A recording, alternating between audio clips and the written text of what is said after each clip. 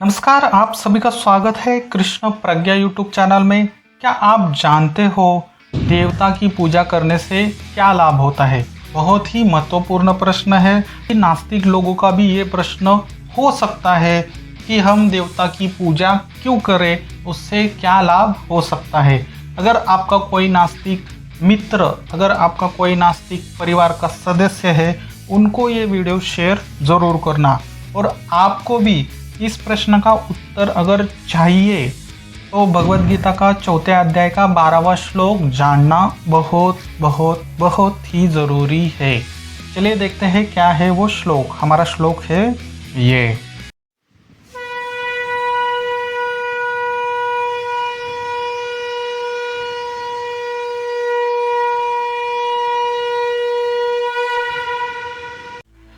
कांक्षन्त कर्मणां सिद्धिं यजन्त्य इह देवताः क्षिप्रं हि मानुषे लोको सिद्धिर्भवति कर्मजा।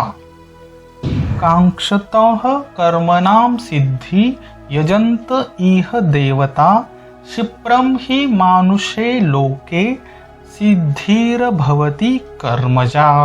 अब हम श्लोक का संधि विच्छेद और हिंदी अर्थ देखते हैं।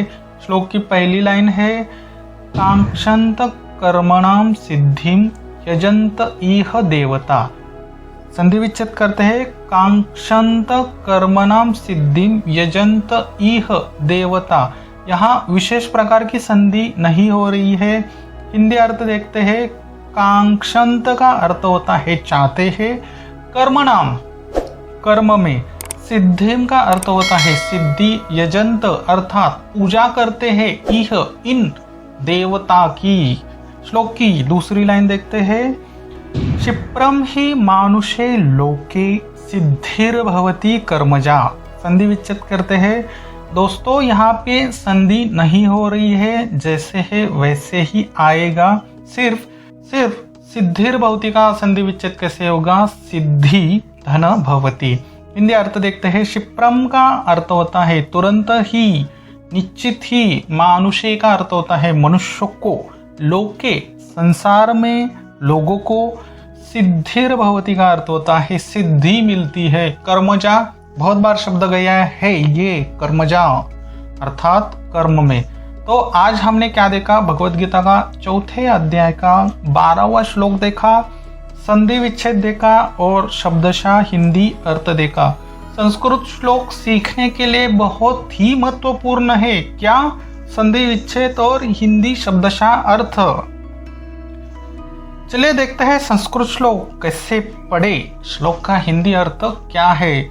2 बार हम श्लोक बोलेंगे, आप भी पीछे से बोलिए ताकि श्लोक बोलने का सराव अच्छे से आपका हो जाए। कांक्षन्त कर्मणां सिद्धिं यजन्त इह देवता क्षिप्रं हि मानुषे लोके सिद्धिर्भवति कर्मजा। कांक्षन्तः कर्मणां सिद्धिं यजन्त इह देवता क्षिप्रं हि मानुषे लोके सिद्धिर्भवति कर्मजा। भगवान श्री कृष्ण अर्जुन को क्या बोलते हैं? यहाँ पे विशेष ध्यान जरूर देना जो भी नास्तिक है। अगर आपको आपके प्रश्न का उत्तर चाहिए तो ध्यान जरूर देना। भगवान श्री कृष्ण यहाँ पे क्या कहते हैं इस श्लोक में? हे अर्जुन, कांक्षन्तः कर्मणां सिद्धिं यजन्त इह देवता। इसका अर्थ क्या होता है? चाहते हैं कर्म में सिद्धि। जो लोग चाहते हैं अपने कर्म में सिद्धि, यजन्त इह देवता, पूजा करते हैं किसकी? देवता की। ठीक है। दूसरी लाइन में क्या है? क्षिप्रम ही मानुषे लोके सिद्धिर्भवति कर्मजा, अर्थात तुरंत ही, निश्चित ही मनुष्य को संसार में सिद्धि मिलती है कर्म में। जो लोग देवता की पूजा करते हैं उनको कर्म फल तुरंत ही मिल जाता है, सिद्धि तुरंत ही मिल जाती है। तो आपने कभी भी सुना होगा कि ये एक जो व्यक्ति है उन्होंने ऐसी सिद्धि प्राप्त की है। कहाँ से? उन्होंने देवता से सिद्धि प्राप्त की है। ये कॉन्सेप्ट क्यों आया है भगवद गीता में? भगवान श्री कृष्ण तो बोलते हैं कर्म योग अपनाओ, कर्म के फल की चिंता मत करो, लेकिन कुछ लोग ऐसे भी होते हैं कि उनको कर्म फल की जरूरत होती है। जैसे कि एक गरीब व्यक्ति है, अगर वो काम करेगा और उसके फलस्वरूप कुछ उसको धन नहीं मिलेगा तो वो अपनी जिंदगी कैसे व्यतीत करेगा। तो कर्मयोग अपनाने के साथ साथ उनको देवता की भी पूजा करनी चाहिए।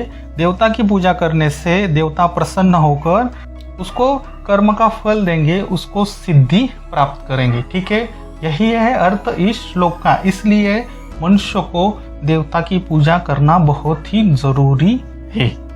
श्लोक कैसे याद रखें विद विजुअलाइजेशन। किसी भी श्लोक को याद रखने के लिए हम लोग क्या करते हैं, विजुअलाइजेशन करते हैं। 5 ज्ञानेंद्रियों का यूज करना बहुत ही जरूरी है।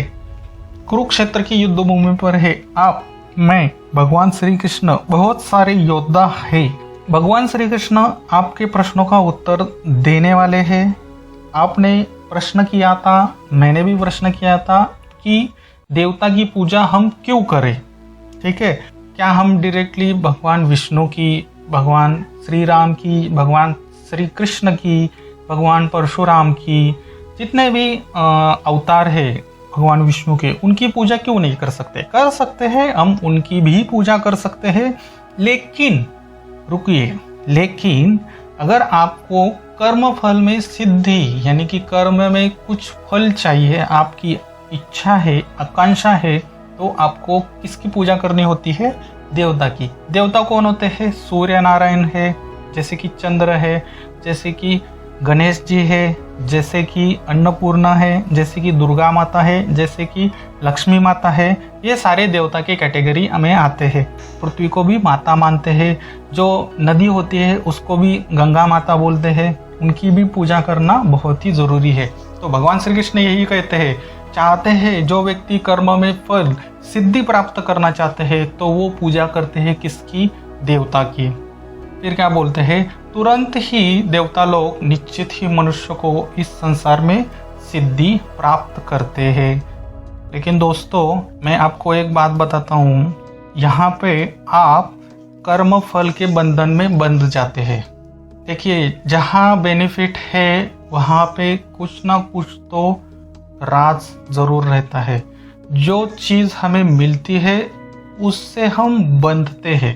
यानी कि आपने कोई काम किया, उससे आपने फल प्राप्त किया, तो एक तो आप पाप करोगे या तो आप क्या भोगोगे, सुख भोगोगे। सुख भोगोगे तो आपको स्वर्ग में जाना पड़ेगा, पाप करोगे तो आपको नरक में जाना पड़ेगा। फिर जैसे ही सुख खत्म हो गए तो वापस मनुष्य जन्म लेना पड़ेगा। जैसे ही नरक के दुख खत्म होते हैं आपको वापस मनुष्य का जन्म लेना पड़ेगा। तो भगवान श्री कृष्ण ने यहाँ पे क्यों ये कॉन्सेप्ट ऐड किया है, क्योंकि जो व्यक्ति गरीब है, जो व्यक्ति असहाय है, उनको देवता की पूजा करनी चाहिए। क्योंकि जब भी हमारा जन्म होता है तो पिछले कर्म के हिसाब से हमें जन्म मिलता है। वो ऑलरेडी फिक्स रहता है कि आपको धन कितने मिलेगा, आपकी उम्र कितनी होगी, आपको पैसा कितना मिलेगा, आपकी सिद्धि, यश, अपयश कितने आपको प्राप्त होंगे, ये आपका फिक्स रहता है। अगर ये इस जीवन में आपका बैलेंस 0 होता है और कर्मयोग अपनाते हैं, सांख्य योग अपनाते हैं, तो आपको मोक्ष मिलता है। अगर आप ऐसे नहीं करते और देवताओं की पूजा करते हैं तो देवता प्रसन्न होते हैं, फिर आपको फल मिलता है।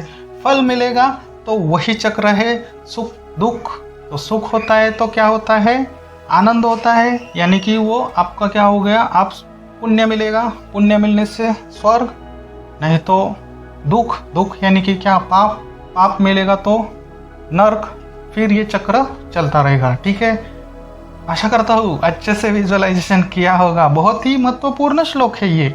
जन्म मरण की मृत्यु का चक्र का तोड़ इसमें है। श्लोक बोलता हूँ, कनेक्ट करने की कोशिश जरूर करना। कांक्षतः कर्मणं सिद्धिं यजन्त इह देवता क्षिप्रं हि मानुषे लोके सिद्धिर्भवति कर्मजा। कांक्षतः कर्मणां सिद्धिं यजन्त इह देवता क्षिप्रं हि मानुषे लोके सिद्धिर्भवति कर्मजा। अब आप लोग आके खोल सकते हो, बताइए कैसे लगा ये विजुअलाइजेशन। जो भी नास्तिक है, जो देवता की पूजा नहीं करते, जो देवता की पूजा करना चाहते हैं, देवता की पूजा क्यों करनी चाहिए। अगर इस प्रश्न का उत्तर आपसे कोई जानना चाहता है तो उसको ये वीडियो दे दीजिए, और आपको भी थोड़ा सा क्लियर हुआ ही होगा कि देवता की पूजा हम क्यों करते हैं। चलिए देखते हैं क्या है इस श्लोक के प्रश्न। एक ही प्रश्न है, इस श्लोक से क्या सीखा, कर्म फल में हम कैसे बंध सकते हैं, और ये मोक्ष प्राप्ति के लिए सबसे बड़ी दीवार है।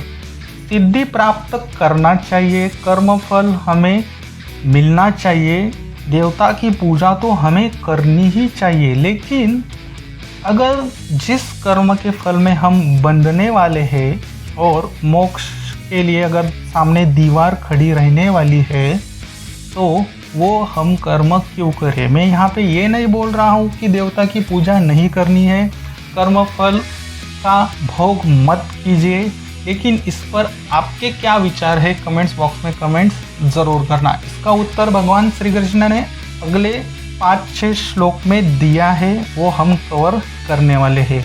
इसीलिए भगवत गीता को सबसे सर्वश्रेष्ठ दर्जे का ज्ञान बोला जाता है।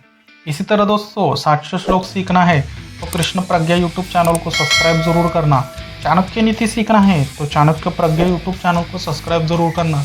विदुर नीति सीखना है तो विदुर प्रज्ञा यूट्यूब चैनल को सब्सक्राइब जरूर करना। फिर मिलते हैं अगले श्लोक में, तब तक के लिए हरे कृष्णा, और श्लोक में विचार जरूर करना।